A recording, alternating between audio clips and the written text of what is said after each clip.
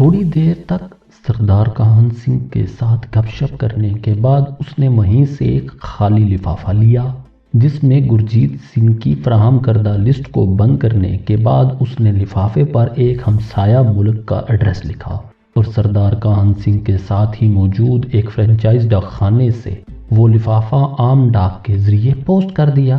اسے امید تھی کہ اگلے 2-3 روز میں یہ لفافہ بھی اپنی منزل مقصود تک پہنچ جائے گا۔ اس نے احتیاطاً اس لسٹ کی ایک فوٹو کاپی بھی ہوٹل کے نزدیک ہی موجود ایک سٹور سے کروا لی تھی اور یہ فوٹو اسٹیٹ کاپی بھی اس نے ایک اور ہمسایہ ملک کے ایڈریس پر الگ سے پوسٹ کر دی۔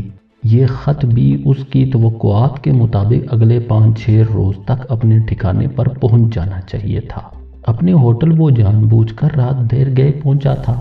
استقبالیہ سے اس نے خصوصاً اپنے لیے کسی پیغام یا مہمان کا پوچھا تھا، لیکن یہاں اس کے لیے ایسا کچھ نہیں تھا۔ مطمئن ہو کر وہ زیر لب گنگناتا ہوا اپنے کمرے کی چابی تھامے سیڑھیوں کی طرف جا رہا تھا۔ لفٹ کے ذریعے وہ اگلے 2 منٹ بعد ہوٹل کی 5ویں منزل پر واقع اپنے کمرے میں موجود تھا۔ ابھی اس نے اپنے کپڑے تبدیل کیے ہی تھے جب اچانک فون کی گھنٹی بجنے لگی۔ دوسری طرف سے اس کے وہی ماموں موجود تھے جن سے اس نے نیپال میں بات کی تھی۔ صبح ناشتہ کے فوراً بعد یہ شہر چھوڑ دو، ریڈ روز سے رابطہ نہیں کر رہا۔ دوسری طرف سے اس کے اہلوں کے جواب میں خیریت دریافت کرنے کے بعد کہا گیا اور سلسلہ کلام منقطع ہو گیا۔ ریڈ روز گرجیت سنگھ کا قبر نیم تھا۔